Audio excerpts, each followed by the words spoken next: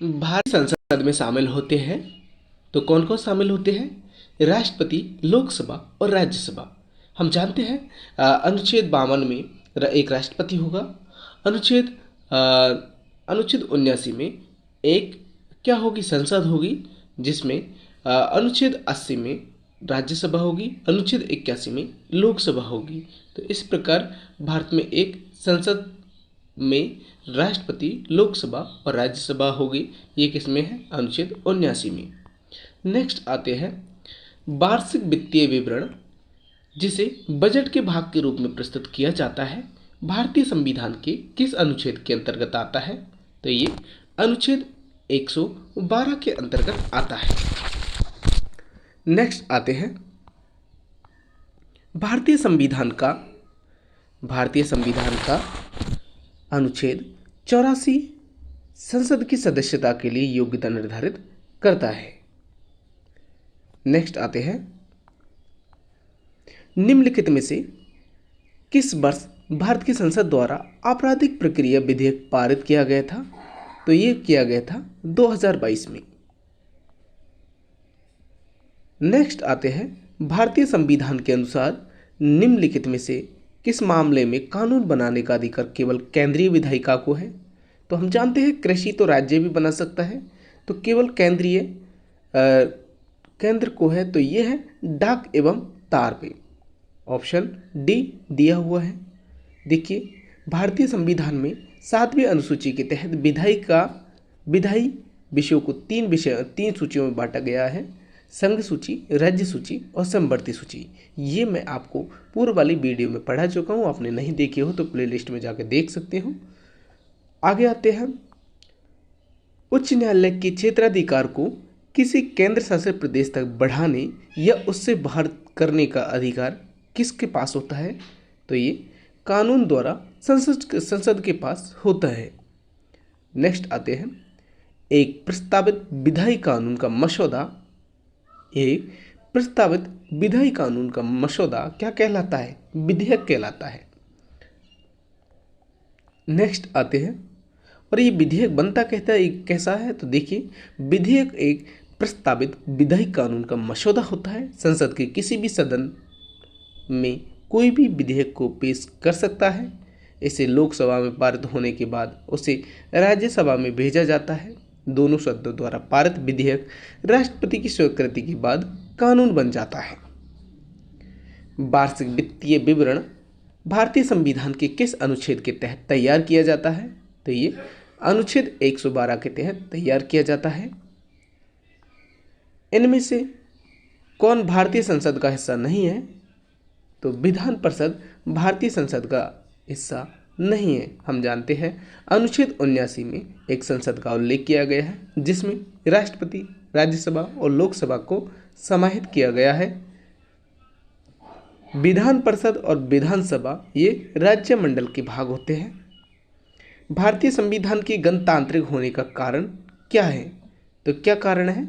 इसका कारण है कि एक निर्वाचित संसद के लिए प्रदान करता है, मतलब जनता वोट देगी, निर्वाचन करेगी और तब जाके क्या बनेगा? हमारा एक राष्ट्रपति बनेगा। आगे आते हैं भारतीय संविधान के अनुसार यदि संसद के किसी भी सदन का कोई सदस्य सदन की अनुमति के बिना कितने दिन की अवधि तक सभी बैठकों में अनुपस्थित रहता है, तो वह सदन उसकी सीट को रिक्त कर देगा। तो ये 60 दिन की अवधि तक यदि व्यक्ति नहीं आता है, सदस्य नहीं आता है, तो उसकी सीट को रिक्त घोषित कर दिया जाता है।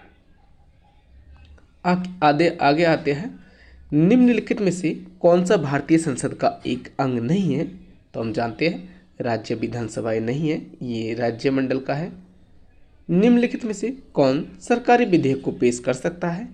तो संसद के किसी भी सदन में के मंत्री सरकारी विधेयक को पास कर सकते हैं।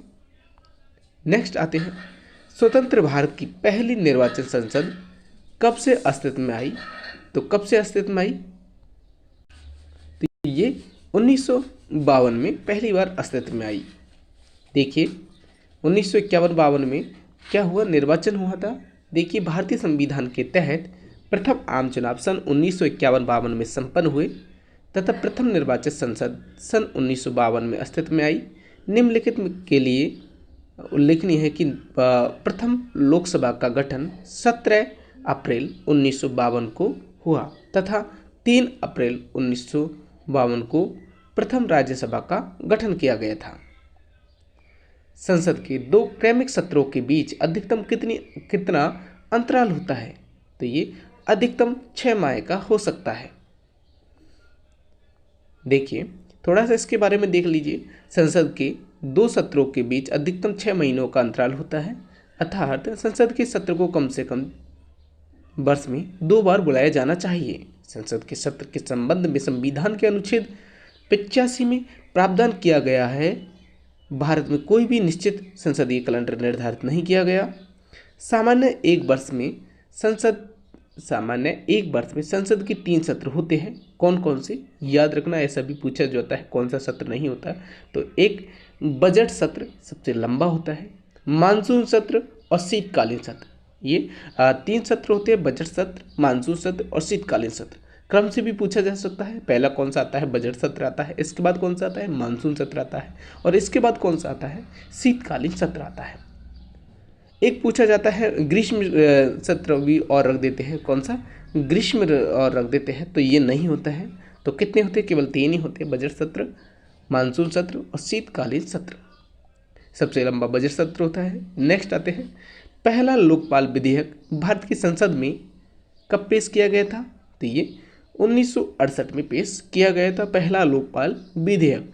देखिए 1968 में पहली बार लोकपाल विधेयक भारत की संसद में पेश हुआ। लोकसभा में यह विधेयक 1969 में पारित हो गया, लेकिन राज्यसभा में अटका रहा। इसी बीच लोकसभा भंग होने के चलते यह विधेयक पहली बार में ही समाप्त हो गया। 8 असफल प्रयासों के बाद वर्ष 2013 में लोकपाल विधेयक पारित हो गया तथा वर्ष 2014 में राष्ट्रपति की मंजूरी मिलते ही यह अधिनियम बन गया।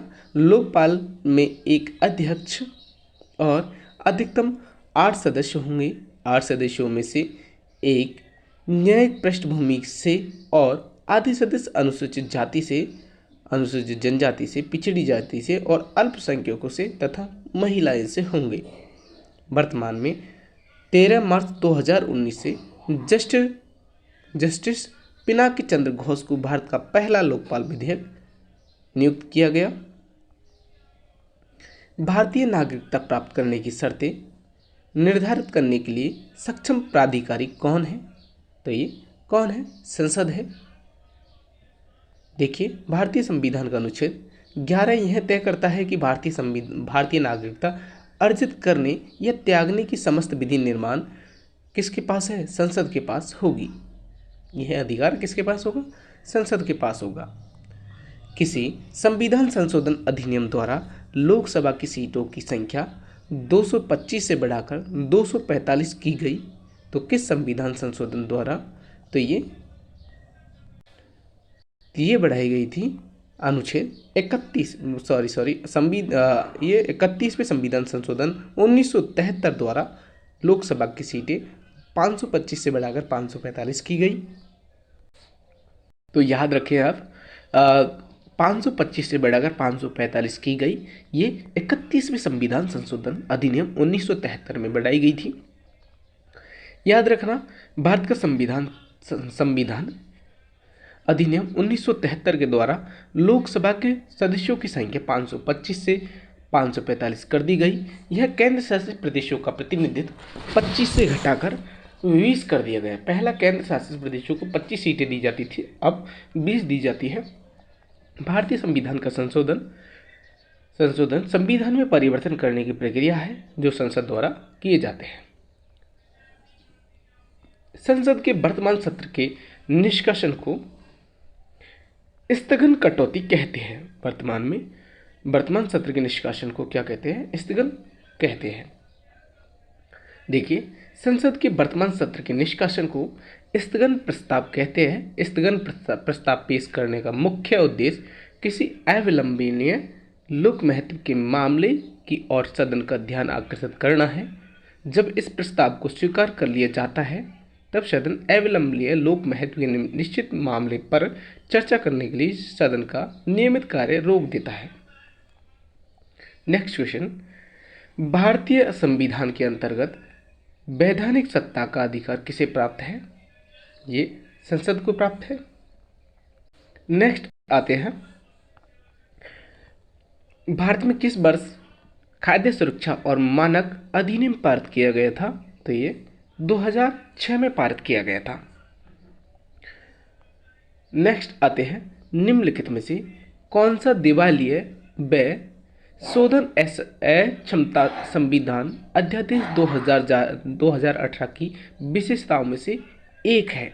तो कौन सा है? वित्तीय लेनदारों के रूप में अपनी स्थिति को पहचान कर घर खरीदारों को राहत। ये संविधान संशोधन अध्यादेश 2018 की विशेषताओं में से एक है। निम्नलिखित में से कौन सी स्थायी समिति संसद के प्रत्यक्ष सदन में होती है? संसद के प्रत्यक्ष सदन में होती है। तो ये याचिका समिति भी होती है, विशेषाधिकार समिति भी होती है, व्यापार परामर्शदात्री समिति भी होती है। तो इनमें से सभी होगा। नेक्स्ट आते हैं,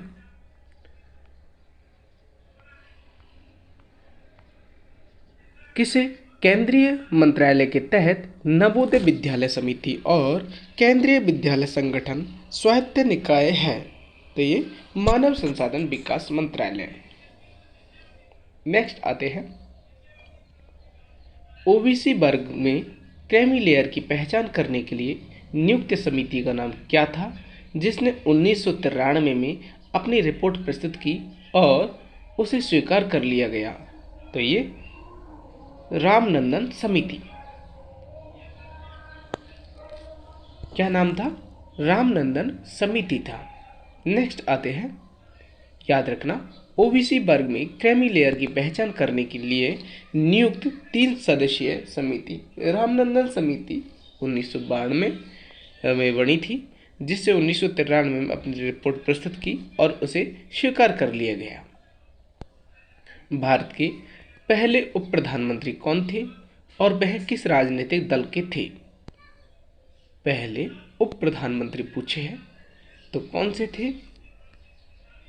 तो ये सरदार वल्लभ भाई पटेल थे। पहले उप प्रधानमंत्री सरदार वल्लभ भाई पटेल थे और ये आईएनसी से थे, इंडियन नेशनल कांग्रेस से थे। नेक्स्ट आते हैं, निम्न में से कौन भारतीय संसद का नियमित सत्र नहीं है? तो नियमित हमने वही पूछा था कि आपसे कौन सा नहीं है। देखिए, सबसे पहले बजट सत्र होता है सबसे लंबा, इसके बाद मानसून सत्र, इसके बाद शीतकालीन सत्र होता है। तो इसमें ग्रीष्म सत्र नहीं होता। नेक्स्ट आते हैं, भारतीय संसद के संबंध में विषम का पता लगाइए। तो अभी आपको बताया था ग्रीष्म सत्र नहीं होता है। नेक्स्ट आते हैं, वर्ष में भारत की राज्यसभा द्वारा क्षतिपूर्वक वनीकरण कोष विधेयक पारित किया गया था। तो ये 2016 में पास किया गया था 2016 में पारित किया गया था। देखिए, वर्ष 2016 में राज्यसभा द्वारा क्षतिपूर्वक वनीकरण कोष विधेयक पारित किया गया था। इस विधेयक को राज्यसभा में केंद्रीय वन एवं पर्यावरण राज्य मंत्री अनिल माधव देव ने पेश किया था। इस विधेयक को लेकर विपक्ष के नेता गुलाम नबी आज़ाद और उपनेता आनंद शर्मा ने आपत्ति व्यक्त की और कहा कि ये इस विधेयक को आम सहमति से पारित करवाए जाए। भारत की समेकित निधि वह निधि है जिसमें क्या भारत सरकार द्वारा या उसकी ओर से प्राप्त सभी धन जमा किए जाए। समेकित निधि क्या है? भारत सरकार द्वारा या उसकी ओर से प्राप्त सभी धन जमा किए जाए। नेक्स्ट आते हैं, भारत की संचित निधि से धनराशि व्यय की जा सकती है। तो ये संसद की मंजूरी से की जा सकती है। भगोड़ा आर्थिक अपराधी विधेयक 2017 किस मंत्रालय द्वारा पेश किया गया था? तो ये वित्त मंत्रालय द्वारा पेश किया गया था। देखिए, भगोड़ा आर्थिक अपराधी विधेयक 2017 भारत में केंद्र सरकार के वित्त मंत्रालय द्वारा पेश किया गया था। ध्यान रहे कि जुलाई 2018 में इस विधेयक को संसद द्वारा पारित कर दिया गया। इसके अनुसार भगोड़ा आर्थिक अपराधी ऐसे व्यक्ति है जिन्होंने अनुसूचित अपराध किया है जिसमें 100 करोड़ रुपए या उससे अधिक की रकम सम्मिलित है एवं वे भारत देश छोड़कर किसी अन्य देश में फरार है एवं भारत के दंडात्मक परियोजना से बचने या उसका सामना करने हेतु भारत आने से इनकार करते हैं। उन्हें क्या भगोड़ा आर्थिक अपराधी विधेयक 2017 मंत्रालय द्वारा पेश किया गया था। नेक्स्ट आते हैं राज्यसभा। राष्ट्रपति साहित्य, विज्ञान, कला और समाज सेवा में उत्कृष्टता के आधार पर सदस्यों को राज्यसभा सदस्यता के लिए मनोनीत कर सकते हैं। तो कितने?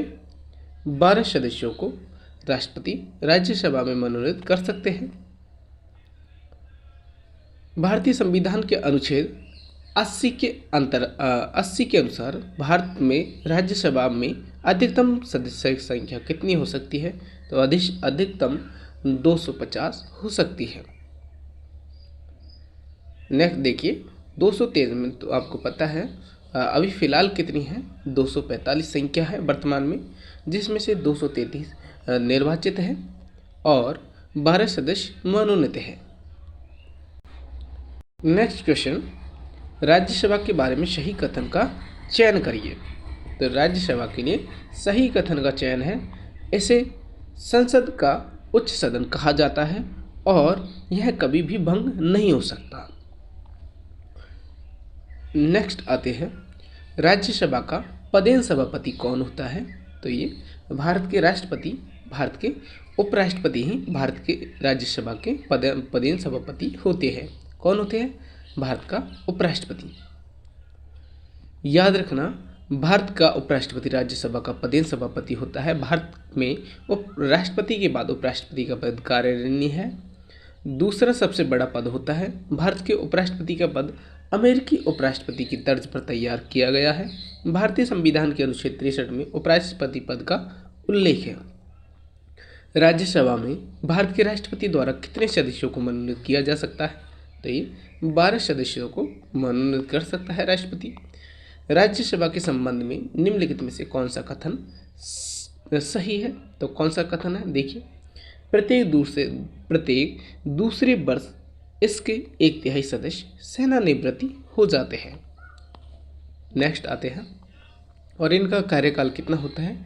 6 वर्ष का होता है, लेकिन प्रत्येक 2 वर्ष में 1/3 सदस्य सेवानिवृत्ति हो जाते हैं। राज्यसभा के महासचिव की नियुक्ति इनमें से किसके द्वारा की जाती है? तो राज्यसभा के महासचिव की नियुक्ति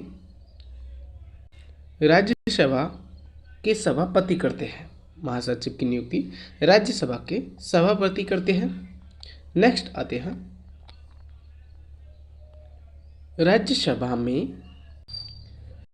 राज्यसभा में सदस्य होते हैं जिन्हें राष्ट्रपति द्वारा साहित्य, विज्ञान, कला और समाज सेवा में उसकी उत्कृष्टता के आधार पर नामित किए जाते हैं। कितने सदस्य? 12 सदस्य। नेक्स्ट आते हैं, राज्यों की परिषद पहली बार कब गठित की गई थी? तो ये 3 अप्रैल 1952 में गठित की गई थी। भारत की संसद के उच्च सदन के संबंध में इनमें से कौन सा कथन सही है? तो ये कभी भी भंग नहीं हो सकती राज्यसभा। नेक्स्ट आते हैं, भारतीय संसद का उच्च सदन कौन सा है? राज्यसभा है और ये अनुच्छेद 80 में वर्णित है। राज्यसभा के पहले सभापति कौन थे? डॉक्टर सर्वपल्ली राधाकृष्णन थे। राज्यसभा के पहले सभापति डॉक्टर सर्वपल्ली राधाकृष्णन। राज्यसभा के प्रथम अध्यक्ष थे तो कौन थे? डॉक्टर सर्वपल्ली राधाकृष्णन।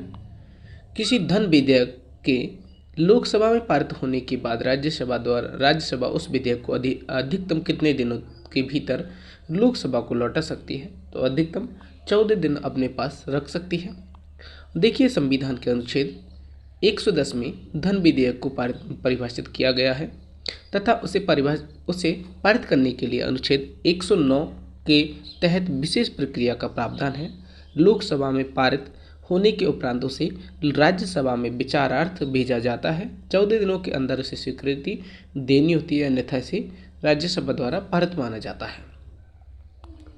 राज्यसभा के बारे में इनमें से कौन सा कथन सही है? तो राज्यसभा को कभी भंग नहीं किया जा सकता, ये आपको बता दिया मैंने। राज्यसभा की सदस्यता पाने के लिए न्यूनतम आयु कितनी होती है? तो न्यूनतम आयु कितनी होती है राज्यसभा की? तो कितनी होती है? 30 वर्ष होती है। ये इसमें ऑप्शन में नहीं है, तो कितनी है? 30 वर्ष होती है। राज्यसभा के सदस्यों की कार्यकाल की अवधि कितनी होती है? तो ये 6 वर्ष होती है। राज्यसभा के सदस्यों की अधिकतम स्वीकार्य संख्या कितनी है? तो अधिकतम 250 हो सकती है राज्यसभा में सदस्यों की संख्या। राज्यसभा सदस्यों का चुनाव 6 वर्ष की अवधि के लिए किया जाता है। राज्यसभा का quorum पूरा करने के लिए कितने सदस्यों की आवश्यकता होती है? तो ये कितने होती है? 25 सदस्यों की। राज्यसभा का quorum पूरा करने के लिए कितने सदस्यों की आवश्यकता होती है? 25 सदस्यों की आवश्यकता होती है। देखिए कैसे, राज्यसभा के कुल सदस्यों की संख्या 250 है तथा बोले तो गण पूर्ति करने के लिए 10% सदस्यों की उपस्थिति अनिवार्य होती है।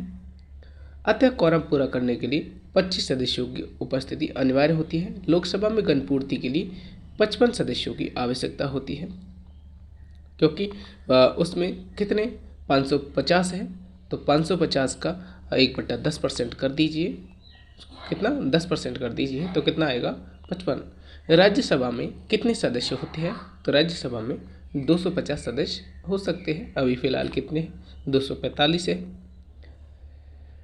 अपनी सरकार के विरुद्ध अविश्वास प्रस्ताव के दौरान भारत का प्रधानमंत्री मतदान में भाग नहीं ले सकता यदि वह राज्यसभा का सदस्य है। तो याद रखना, भारतीय संविधान के अनुच्छेद 75(3) के अनुसार मंत्रिपरिषद लोकसभा के प्रति सामूहिक रूप से उत्तरदायी होती है, अर्थात इस सदन में बहुमत हासिल होने पर ही मंत्रिपरिषद बनी रह सकती है। इसके खिलाफ अविश्वास प्रस्ताव पारित होने पर प्रधानमंत्री सहित मंत्रिपरिषद को इस्तीफा देना पड़ता है। अविश्वास प्रस्ताव में लोकसभा के सदस्य ही भाग लेते हैं, इसलिए प्रधानमंत्री के राज्यसभा सदस्य होने पर वह मतदान में भाग नहीं ले सकता। नेक्स्ट क्वेश्चन, भारत के प्रधानमंत्री अपनी सरकार के खिलाफ अविश्वास प्रस्ताव पर मतदान में भाग नहीं ले सकते यदि वे राज्यसभा के सदस्य हैं। तो यह अभी आपको पहले वाले क्वेश्चन में बता दिया है इसके बारे में। अखिल भारतीय सेवाओं के निर्माण के लिए कौन से उत्तरदायी होते हैं? तो कौन उत्तरदायी होते हैं अखिल भारतीय सेवाओं के लिए? राज्यसभा उत्तरदायी होती है। देखिए, भारतीय संविधान के अनुच्छेद 312 के अंतर्गत अखिल भारतीय सेवाओं के निर्माण के लिए राज्यसभा उत्तरदायी होती है। अखिल भारतीय सेवाएं संयुक्त रूप से 3 यथा भारतीय प्रशासनिक सेवा, भारतीय पुलिस सेवा और भारतीय वन सेवा को कहा जाता है। अनुच्छेद 312 के अनुसार यदि राज्यसभा अपने 2/3 बहुमत से नई अखिल भारतीय सेवाओं के सृजन हेतु प्रस्ताव पारित करे तो संसद इस प्रस्ताव के आधार पर नई अखिल भारतीय सेवा का गठन कर सकती है। राज्यसभा के सदस्यों का चुनाव किनके द्वारा किया जाता है? तो ये राज्यों के विधानसभाओं के सदस्यों द्वारा किया जाता है। नेक्स्ट आते हैं, राज्यसभा को उच्च सदन नाम से भी जाना जाता है। नेक्स्ट आते हैं लोकसभा। यदि राष्ट्रपति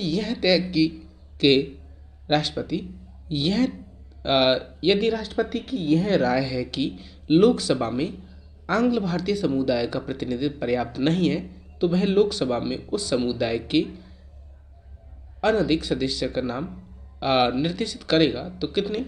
2। देखिए दोस्तों, इसके बारे में राष्ट्रपति लोकसभा में आंग्ल भारतीय समुदाय के 2 सदस्यों को मनोनीत करेगा। भारतीय संविधान में प्रावधान शामिल है, किंतु हाल ही में केंद्रीय मंत्रिमंडल ने विधायी निकायों में एंग्लो इंडियन के प्रावधान को समाप्त कर दिया है। तो अब कितनी संख्या रह चुकी है? 543 रह चुकी है। नेक्स्ट आते हैं, लोकसभा की बैठक बुलाने के लिए सदस्यों की न्यूनतम संख्या कितनी होनी चाहिए? तो ये कम से कम 1/10 होनी चाहिए। तो कम से कम 10% बोले तो कुल संख्या की 1/10। नेक्स्ट आते हैं, देखिए लोकसभा की बैठक आयोजित करने के लिए निर्वाचित सदस्यों की न्यूनतम संख्या अर्थात सदन की कुल संख्या का 10वां हिस्सा आवश्यक है। इसे कॉरम कहा जाता है। यदि लोकसभा का कोई सदस्य लगातार 60 दिनों तक अध्यक्ष को सूचित किए बिना अनुपस्थित रहता है तो उसकी सीट रिक्त घोषित कर दी जाती है।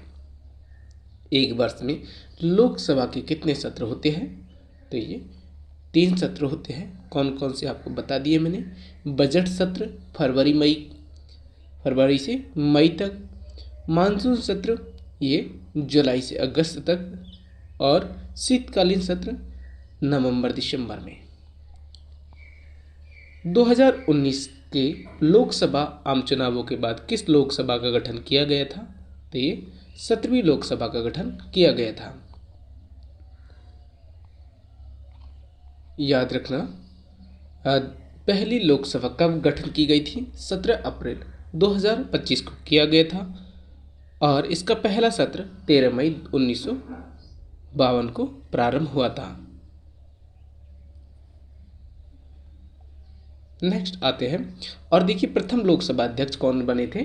गणेश वासुदेव मावलंकर थे। भारत के वित्त मंत्री द्वारा केंद्रीय बजट में प्रस्तुत किया जाता है, तो केंद्रीय बजट लोकसभा में प्रस्तुत किया जाता है। देखिए संविधान के अनुच्छेद 112 के अंतर्गत प्रत्येक वित्तीय वर्ष के लिए केंद्र सरकार की अनुमति प्राप्तियों तथा व्यय का एक विवरण संसद के सामने रखा जाता है। इस वार्षिक वित्तीय विवरण को केंद्र सरकार का बजट कहा जाता है। राष्ट्रपति द्वारा निर्देशित तिथि पर वित्त मंत्री द्वारा लोकसभा में बजट पेश किया जाता है। स्वतंत्र भारत का पहला बजट R.K. शनमुगम चेट्टी द्वारा 1947 में पेश किया गया था। नेक्स्ट आते हैं, लोकसभा अध्यक्ष किसी भी विधेयक को धन विधेयक घोषित करने का निर्णय लेते हैं। नेक्स्ट आते हैं, निम्नलिखित में से कौन तय करता है कि कोई विधेयक धन विधेयक है या नहीं?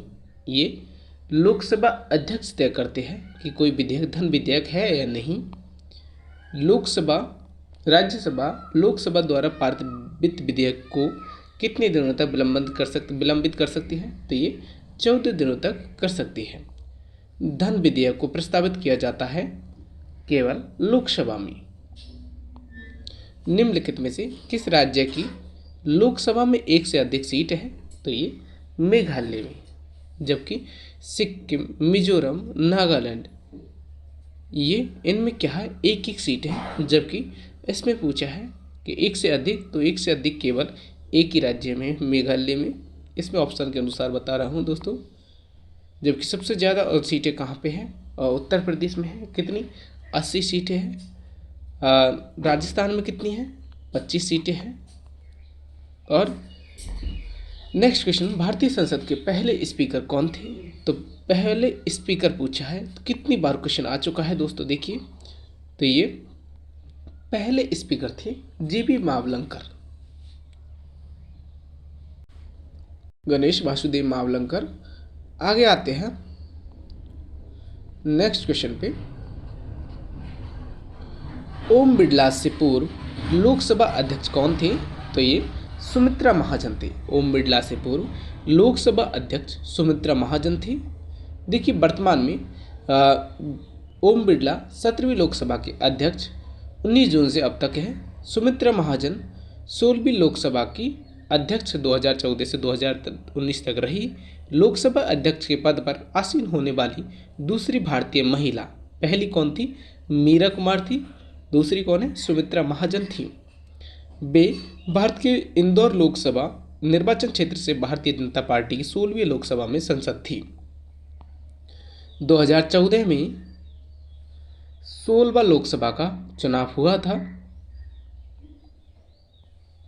इनमें से कौन लोकसभा में स्पीकर रहा है? तो कौन? सुमित्रा महाजन रही थी 14 से 19 के बीच में। 2019 में भारतीय आम चुनावों का आयोजन किस लोकसभा के गठन के लिए किया गया था? तो ये 17वीं लोकसभा के लिए किया गया था। और कौन है? ओम बिरला है वर्तमान में।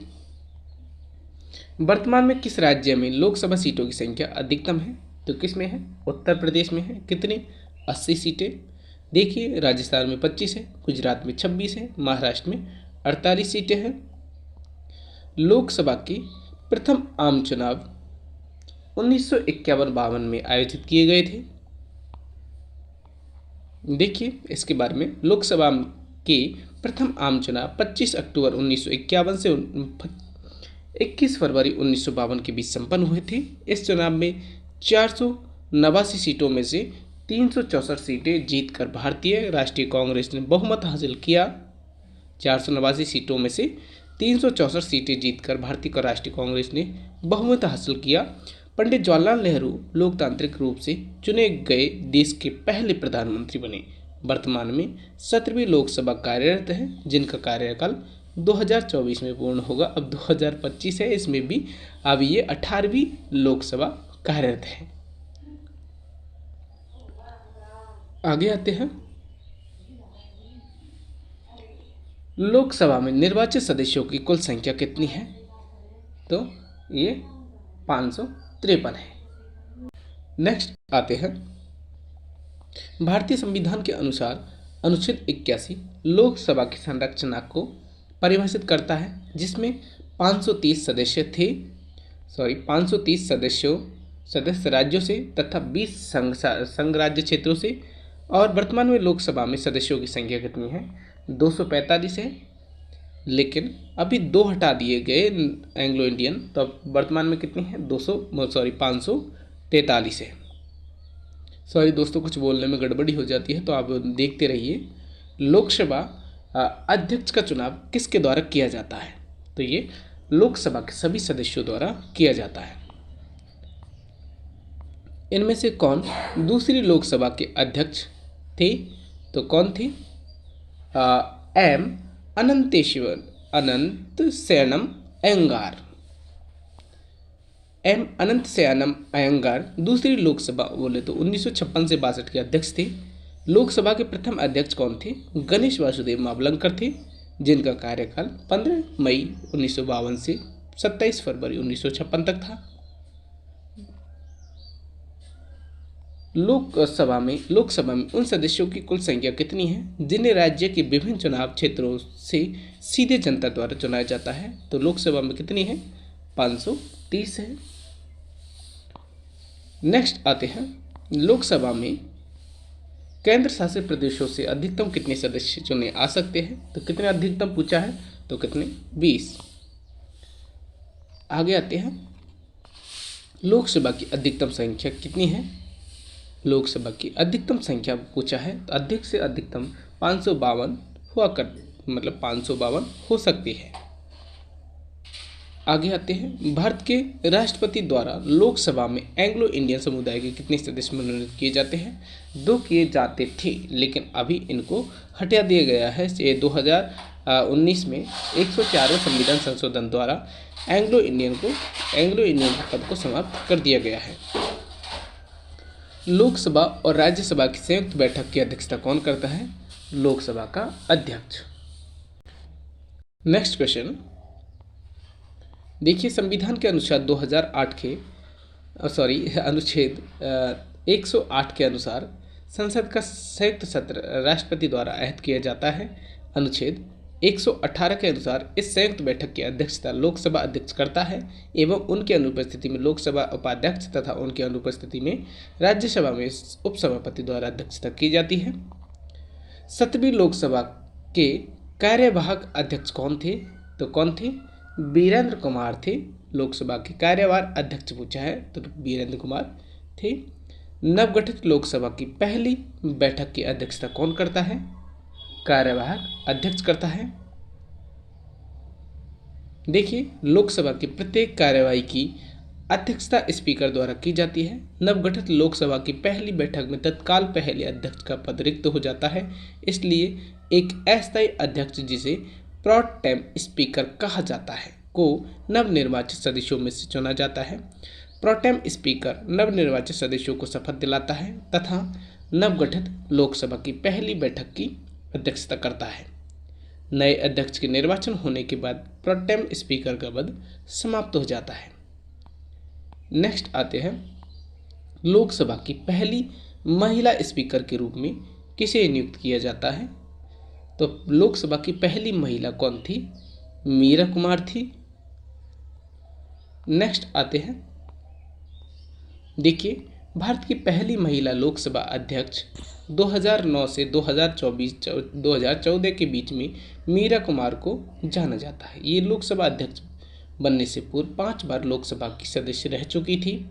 इन्होंने वर्ष 2017 में भारत के राष्ट्रपति पद के लिए नामांकन भरा, लेकिन वे वर्तमान राष्ट्रपति रामनाथ कोविंद से हार गई। तो अभी फिलहाल रामनाथ नहीं है दोस्तों, याद रखना। आगे आते हैं, 16वीं लोकसभा के अध्यक्ष का नाम क्या था? तो ये क्या था? सुमित्रा महाजन। देखिए 17वीं लोकसभा ओम बिरला, 18वीं लोकसभा ओम बिरला है और 16वीं लोकसभा सुमित्रा महाजन। 15वीं लोकसभा किसके स्पीकर थे? मीरा कुमार और 14वीं के सोमनाथ चटर्जी थे। निम्नलिखित में से कौन सा राजनीतिक कभी भी लोकसभा के सदन का नेता नहीं रहा? तो कौन नहीं रहा? श्री मनमोहन सिंह नहीं रहे। नेक्स्ट आते हैं, सांसद स्थानीय विकास योजना के तहत प्रत्येक सांसद को उनके अपने क्षेत्र का विकास करने के लिए निर्धारित वार्षिक राशि कितनी दी जाती है? तो ये 5 करोड़ दी जाती है।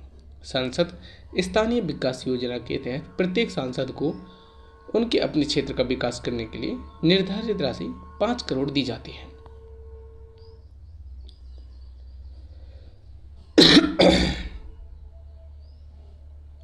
भारतीय लोकसभा के वर्तमान फरवरी 2018 के अनुसार उपराष्ट्रपति कौन थे? तो ये बोले तो फरवरी 2018 के अनुसार पूछा है, तो ये एम थुम्बीदुरई थे। देखिए 12 अगस्त 2014 से लोकसभा के उपाध्यक्ष एम थुम्बीदुरई है। वे अन्ना द्रमुक के वरिष्ठ नेता हैं। ये दूसरी बार उपाध्यक्ष बने हैं। वर्तमान में लोकसभा स्पीकर कौन है? तो कौन है? ये उस टाइम पूछा हुआ क्वेश्चन था, 2014 में आया था, इसलिए सुमित्रा महाजन। अब तो कौन है? ओम बिरला है। नेक्स्ट आते हैं, 17वां लोकसभा चुनाव किस वर्ष आयोजित किया जाने का प्रस्ताव है? तो ये 2019 में ये आयोजित किया जाने का प्रस्ताव है। तो हो चुका है दोस्तों, अब तो 18वां भी हो चुका है। आगे आते हैं, वर्तमान लोकसभा स्पीकर कौन है? तो ये उस टाइम पूछा हुआ था क्वेश्चन, अभी फिलहाल ओम बिरला है। आप तो ओम बिरला को याद रखिए। वर्तमान 2016 के अनुसार लोकसभा का नेता कौन है? तो ये नरेंद्र मोदी थे लोकसभा का नेता, अभी भी यही है। आगे आते हैं, मंत्रिपरिषद सामूहिक रूप से किसके प्रति उत्तरदायी है? तो ये लोकसभा के प्रति उत्तरदायी है। अनुच्छेद 75 के अनुसार मंत्रिपरिषद लोकसभा के प्रति सामूहिक रूप से उत्तरदायी होती है। लोकसभा सदस्यों की अधिकतम संख्या 552 हो सकती है। वर्तमान में लोकसभा की सदस्य संख्या कितनी है? 543 है, क्योंकि एंग्लो इंडियन हटा दिए गए ना। लोकसभा के सदस्य के रूप में योग्य होने के लिए आवश्यक न्यूनतम आयु कितनी है? तो ये आवश्यक न्यूनतम आयु 25 वर्ष है लोकसभा सदस्य बनने के लिए। नेक्स्ट आते हैं, लोकसभा सदस्यों के कार्यकाल की अवधि कितनी होती है? 5 वर्ष होती है। निम्नलिखित में से कौन लोकसभा का वर्तमान अध्यक्ष है? तो कब पूछा? 2018 में पूछा गया था। तो उस टाइम पूछा गया था तो सुमित्रा महाजन थे उस वक्त तो, लेकिन अभी कौन याद रखोगे? ओम बिरला। लोकसभा की बैठक के गठन के लिए आवश्यक क्वारम सदस्य संख्या कितनी होनी चाहिए? 10वां भाग होना चाहिए, 1/10 भाग। लोकसभा की अध्यक्ष सुमित्रा महाजन किस निर्वाचन क्षेत्र का प्रतिनिधित्व करती है? तो उस इंदौर से करती थी। नेक्स्ट आते हैं, लोकसभा में कौन से राज्य की सीटों की संख्या दूसरे स्थान पर है? तो ये कौन से राज्यों की? तो दोस्तों दूसरे स्थान पर पूछा है, तो ये महाराष्ट्र होना चाहिए। तो कौन सा होना चाहिए? महाराष्ट्र होना चाहिए दूसरे स्थान पर, क्यों? पहले पे यूपी है, दूसरे पे महाराष्ट्र 48 सीटों से। तो देख लीजिए एक बार सीटों को। उत्तर प्रदेश में 80 है, महाराष्ट्र में 48 है, आंध्र प्रदेश में 25 है, और पश्चिमी बंगाल में 42 है, और बिहार में 80 है। वो बिहार में 40 है। थोड़ी दोस्तों बोलने में चूक जाता हूँ। क्यों चूक जाता हूँ? क्योंकि मेरा दिमाग पढ़ाने पे रहता है, ध्यान उस पर नहीं रहता। कहाँ क्या लिखा है? लोकसभा के संदर्भ में सदन के नेता का अर्थ क्या है? तो सदन के नेता का अर्थ प्रधानमंत्री या प्रधानमंत्री द्वारा नामित मंत्री। नेक्स्ट आते हैं केंद्रीय मंत्रिपरिषद। इसको हम नेक्स्ट चैप्टर में पढ़ेंगे।